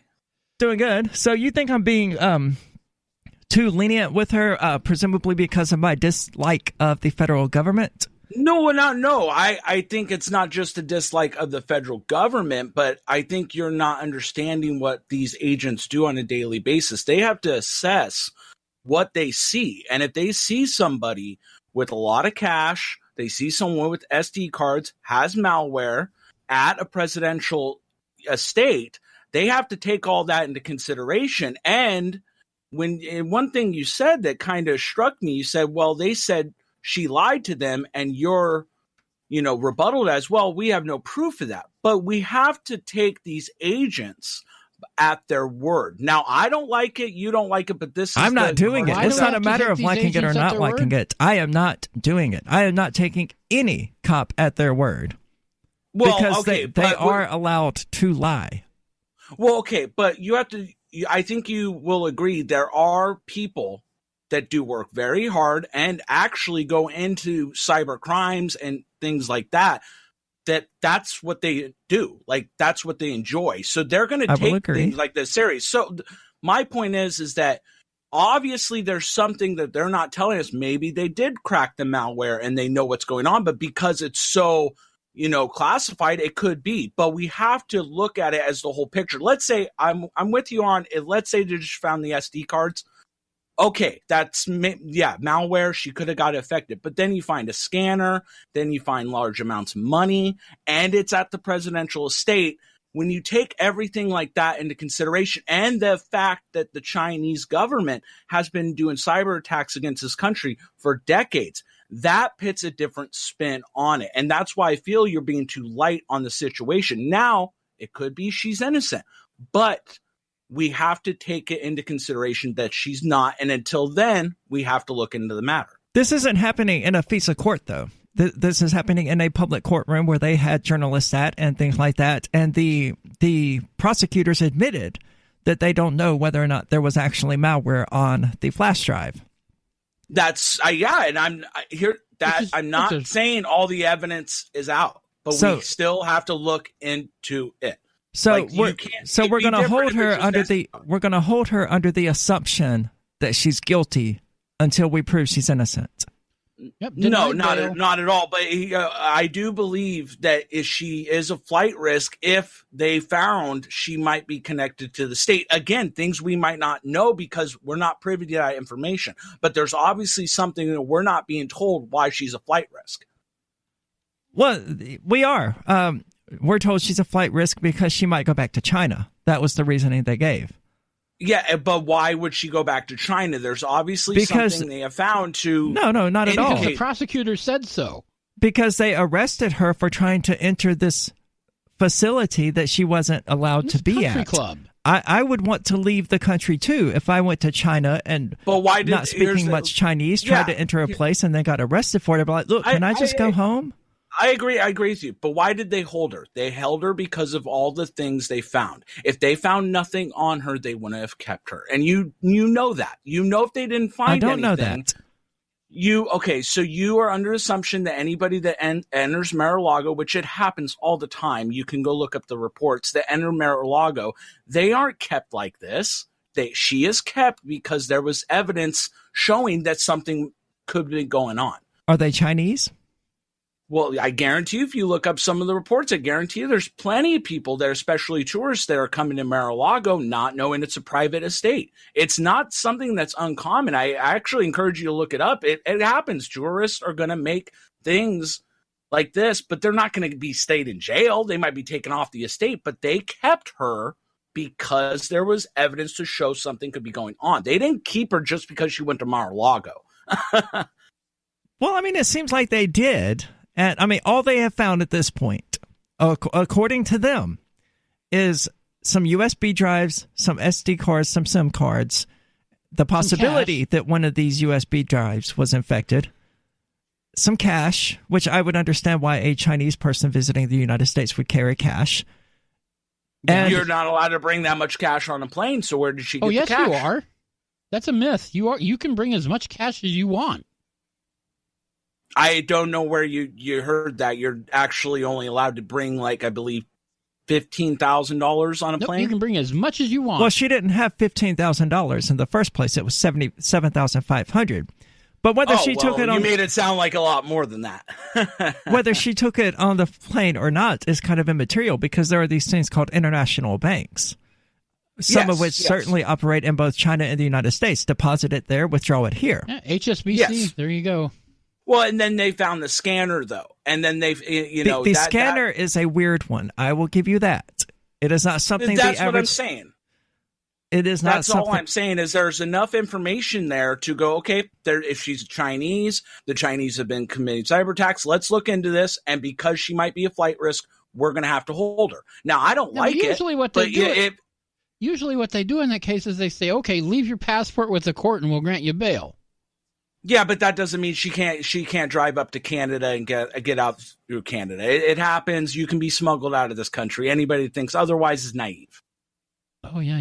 And I hope it remains true forever that a person can be smuggled out of this country. Well, no, of course. Oh, I agree. I agree. You should never be held in a country. If you want to leave, you can leave. But if you are committing a crime or suspected of a crime, the state, if they have reasonable proof, they should at least allowed to hold you until something comes forward. At this point, like they're saying she's never going to get out. No, they're saying she could face up to 6 years in prison, though. And, I will accede the point that having the signal detector is certainly strange. Is that how they described it? A signal detector? Yeah. And they said that it is used to detect hidden cameras. Used to detect hidden cameras. I'm going to have to go back to my spy catalog and see what that really is. Yeah. Well, no, they have it where it detects the frequency from cameras and stuff like they have them. And that's the thing is you have to take everything that she had and go, okay, well, what's going on here? We don't know. We need to investigate what's going on. And you can't just let someone leave because what if they look into the malware and it's connected to the Chinese government? What malware? You know what? No, okay, no. I'm saying let's say well, I'm just giving a scenario. Let's say they let her go. They look into the supposed malware. I could see to you they might not be malware, but let's say they look into the malware. Well, even if she did have malware, it is not a crime to have a USB drive that is infected with malware. You know? It is depending on what it is. It can be. No, it is absolutely not. It is a federal crime I don't know about federal, but it is a crime to attempt to distribute that malware and to infect other people's computers. But in and of itself, it obviously isn't illegal to have an infected flash drive because if so, people's grandmothers would be getting arrested by the FBI across the United States. I mean, that's a big stretch, though. It is not. If this woman's carrying around 9 flash drives, there is a really good chance that one of them is going to get infected somehow, and she might. I guarantee you that half the people listening to this show probably have an infected flash drive that they don't know about, and if they don't, then they probably took part in the Den attack that happened, I think, in 2017 across how many? 15 million devices? Yeah. Most of which were just infected Android phones. And most people have no idea that they're infected with this malware. So I wouldn't be at all surprised to find that she had an infected flash drive and just had no awareness of it whatsoever. But we'll have to get back into this tomorrow because there's so many angles to it. Unfortunately, that does it for us today. But don't go anywhere because Free Talk Live is coming up next.